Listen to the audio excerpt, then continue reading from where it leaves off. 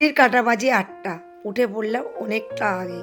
নমস্কার সবাইকে, সবাই কেমন আছো? মা কালী দয়ায় খুব খুব ভালো আছো, আমিও খুব ভালো আছি। এখন থেকেই ব্লগটা স্টার্ট করলাম। হ্যাঁ বন্ধুরা, উঠেই যেই কাজটা করার সেই কাজটা করতে কিন্তু আমরা সবাই বসে পড়ি। যেহেতু বাবলার ডিউটি হচ্ছে পুজো দেওয়ার, দোয়েলের ডিউটি হচ্ছে পড়তে বসা। আমার ডিউটির কথা আর বলো না, বাজার হাট রান্না বান্না প্রত্যেকটা কাজই আছে। হ্যাঁ, তোমরা হয়তো বলবে যে বৌদি তুমি কি কোনোদিন পুজো দাও না? অবশ্যই দিই। ছেলে কী করে বলো তো, পুজোটা দেয় বলে না আমার অনেকটা উপকার হয়। যেহেতু আমিও দোকানে থাকি, তো থাকি না বাড়িতে বললেই চলে। যেদিন ছেলে থাকে না সেদিনকার পুজো দিই। আর সন্ধ্যায় পুজো দেয় মেয়ে। আমার মা চলে এসে উনুনটা করে দিতে বলে, কিন্তু কালকে তো হাফ করে দিয়ে চলে গেছিলো। আজকের এসে পুরোটা করে, এবার উনুনটা কি সুন্দর করেছে, জানি না কতটা ভালো রাখতে পারবো। আমার মা বারবার বলছে ভাঙবি না ভাঙবি না, কেন আমি বড় বড় কাঠ নিয়ে ঢুকিয়ে দিই আর ভেঙে যায়। মাকে অনেক করেই থাকতে বলছি, মা তো একদমই থাকবে না, না না বলেই যাচ্ছে। আর আমার টেবিলটা তোমরা হয়তো বলে বসবে সবসময় কেন ভর্তি থাকে, এটা হচ্ছে লক্ষ্মী ভাণ্ডার। এ সবসময় পূরণ থাকে, অপূরণ তো থাকে না। সকালবেলা মনিদি গুছিয়ে দিয়ে গেছে, আবার হয়ে গেছে। আর আমার মা যে চলে যাচ্ছে, কথাটা বলি গোপাল একদিন এসে থাকবো, কবে থাকবে জানি না। অপারেশন হয়েছিল 15টা দিন, কাল থেকে 10টা কী করে যে বাজে নিজেও বুঝতে পারি না। ঘড়ি কাটা দেখানোর সময় পাই না। আর মার সাথে গল্প করলে কি হয়েছে, এই পাশে কিন্তু আমি রান্নাটা পুরোপুরি এই তাড়াতাড়ি ব্যস্ততার মধ্যে ঠাকুর মশাই চলে এসছে। তার মধ্যেও আমি দোয়েলকে আগে আলু সিদ্ধ, ডাল সিদ্ধ আর রুলি মাছ ভাজা, মানে অনেকে বলে আমুদি মাছ ভাজা, অনেকদিন পরে কিন্তু ওদের এসছে। আমি মাছটা খাই না, ওরাই খাবে। এই যে পাস্তাটা করেই তোমাদের সামনে আসবো, প্রচুর কাজ আছে আজকে। এটা কিন্তু যে আমাদের পুজো করে ঠাকুর মশাই, তার দাদা। ইনি কিন্তু না জায়গা জমির এইসব গণনা করে, কার নামে পুজো হবে, কার রাশিতে পুজো হবে, মানে সব কিছুই দেখাশোনা করে। ঈশান কোণে কী করলে কী হবে সব কিছুই বলে। ওনাকে ফোন করলাম যে বাবু একটু মিষ্টি আর পরোটা নিয়ে আয় ঠাকুর মশাইয়ের জন্য। ও তো নিয়ে এলো। আমি বললাম বাবু তুই একটু দিয়ে দে, আমার তো হাত মাছে। আর ঠাকুর মশাইটা কী বলো তো, এই কার্তিক মাসটা পুরো নিরামিষ খাচ্ছে। ওর জন্য আমাদের মানে মাছ যেহেতু রান্না করছে, আমি ওই হাতে দেবো না বললাম। বাবলা ওর পাশে দিচ্ছে, আমি এই পাশে কী করলাম বলতো, দোয়েলের পাস্তাটা পুরো বানিয়ে নিলাম। পিউরি থেকে জল নিয়ে দোয়েল একদম টানা চলে গেল স্কুলে। আর এই দেখো আমাদের ঠাকুরমশাইকে বাবলা খেতে দিচ্ছে। আর উনি খুব ভালো। উনি কিন্তু আমাদের কালী পুজোর সময় কালী পুজো করতে আসে, মানে আমাদের জ্যৈষ্ঠ মাসে যে কালী পুজোটা হয়, ফল হরানি কালী পুজো, তখন কিন্তু উনি আর যেই ঠাকুরমশাইটা আমাদের পুজো করে তোমরা দেখো, উনিও আসে, অনেকেই আসে। যেহেতু বড়টা পুজো তো 2-3টে ব্রাহ্মণকে লাগে। আর উনি কিন্তু এসেছিলো 10টার সময়।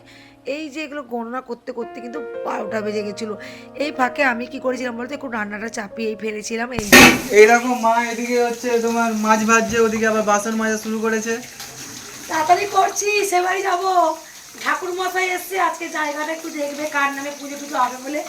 আর বলো না, শাড়ি পরেছি, এই যাতে এক্ষুনি মধ্যে তখন করে দুই স্কুল বেরিয়ে গেছে। মাছ ভাজা বসিয়েছি আর ওদিকে শুটকি মাছ সিদ্ধ বসিয়েছি। দেখো মাছ ভাজা না পুড়ে যায়নি। আর মাছ পড়বে না, গ্যাসটা কমন আছে। আর এদিকে বাসন টাসন মেজে একটু কাজটা এগিয়ে রাখি, আবার ঈদ আসবে আজকে। ওই জন্য ঝটপট সব এগিয়ে যাচ্ছে। আমি গেলে কিন্তু ওরা ঈদ বইবে, মানে আমি দোকানে যাওয়ার পরে, কেন ওরা তো দোকানে আছে, ও চলে যাবে দোকানে এক্ষুনি। আর তার জন্য দেখো না, এখন তোমার দাদা ভাই আমার কষ্ট দেখে, এত ছোটাছুটি দেখে লাস্টে কী করলো বলো তো, কাঁকড়াটা উনি সকালবেলায় কেটে দিয়েছিল। আর কাটার পরে আবার কাদা জল হয়ে যায় না, ওটাকে জলে চুবিয়ে রেখেছিল। তারপরে পরিষ্কার করে ধুয়ে কাঁকড়াটা এখন কাটতে বসে। উনি এখন চিন্তায় পড়েছে এই কাঁকড়াটা কেন থবড়া। দেখো আমার হাতে দিল, বলে তুমি একটু ভিডিও করে দেখাও তো সবাইকে। তোমরা তো এতদিনে ভিডিও দেখতে দেখতে বুঝতে পেরেছি যে আমরা কাঁকড়া খেতে ভীষণ ভালোবাসি। হ্যাঁ, আজকের অ্যাকচুয়ালি মুরলি মাছ কিনতে গেছিলাম। দুপুরবেলা আমাদের খাবে সাগর, শিমুল আর লম্বু, মানে পিত্তুস, ওরা খাবে। তার জন্য তোমার দাদাভাই বললো মাংস আর করো না, মাংস খেতে আর ভালো লাগে না, তুমি মুরলি মাছ কেনো। আমি তখন বললাম তুমিও চলো, দুজনে মিলে একসাথে কিনতে যাবো। দুজনেই কিনতে গেছিলাম, কিন্তু বড় না কাঁকড়া দেখলে আমরা থাকতে পারি না। পোলের উপরে কাঁকড়া বিক্রি হয়েছিল, আর খুবই কম দামে পেয়েছিলাম, 200 টাকা বড় বড়, আর ছোটোগুলো হচ্ছে 100 টাকা। একদম পুরো 2 কিলো নিয়ে চলে এসেছিলাম বাড়ির পথে। এসে কাঁকড়া ছাড়িয়ে তাড়াতাড়ি করে চলে গেলাম। এখন কিন্তু ঘড়ি কাটা বাজে 12টা। সব কাজ হয়ে গেছে, এবার যাবে জায়গার কাছে, তার সঙ্গে আমাদেরকে তো যেতেই হবে। তোমার দাদা ভাইয়ের আমি গেলাম, যে গিয়ে দেখলাম ইট চলে এসছে। ইটটাকে ওরা নামাচ্ছে, যেহেতু এখানে আমাদের থাকবে না, এখান থেকে আবার সরাতে হবে। আমি দোকানে গেলে ওরা আসবে, ওরা এসেই সব গুছোবে। আর 2 নম্বর ইট কিন্তু আমাদের এনেছি, 1 নম্বর না। যখন উপরে গাঁথুনি হবে তখন 1 নম্বর আসবে। কাজে তো নেমেছি, জানি না কি হবে। আর তোমার দাদা ভাই কি বলছে শোনো। এইটা হচ্ছে এই যে রাস্তা, এই রাস্তায় ঢুকে এই যে রাস্তা আছে না, এখান থেকে শুরু করে ওপারে গেলে ওপারে এখানে জায়গা। ইঞ্জিনিয়ারকে বলবো, ঠিক আছে, করে দিলে ওটা করে দেবে। 11 বলবো এটা করলে ভালো হবে, ব্যাস। আর কোনো সমস্যা নেই, আর কোনো সমস্যা নেই। বাস ঠিক আছে। সত্যি কিন্তু আমরা খুব চিন্তায় ছিলাম যে কার নামে পুজোটা হবে, মানে একটা চিন্তা থাকে না যে জায়গাটা ঠিকঠাক আছে কি না, মানে ভয় টয় লাগে, তো ব্যাপারটা এইরকমই। কিন্তু না, তোমার দাদাভাইয়ের নামেই পুজো হবে। আর দাদাভাইয়ের নামে বললো যে রাজ্যটক, তারপরে আমার নামেও হতে পারে, মানে আমারটা কি উত্তম কি একটা বললো, দুজনের নামে পুজো হবে। কিন্তু আমি বললাম তোমার দাদাভাইকে যে তুমি পুজো করবে, তোমার পাশে আমি থাকবো। আর এসে যে কাঁকড়া ঝাল বসিয়ে দিয়েছে, আজকে রান্না হয়েছিল পুঁই মিটুলি দিয়ে শুটকি মাছের তরকারি, উচ্ছে ভাজা, চাটনি আর কাঁকড়ার ঝাল, আর ডাল আর আলু সিদ্ধ করেছিলাম, সেটা দোয়েল খেয়ে চলে গেল। আমি টুংটাং করে খেয়ে দিয়ে একদম তাড়াতাড়ি করে ছুটে ছুটে যাচ্ছি। এখন বাজে 1:30, আজকে না একটু লেট হয়ে গেছে গো, কী করব বলো, চারদিকে দৌড়োতে দৌড়োতে আর শরীর টানছে না।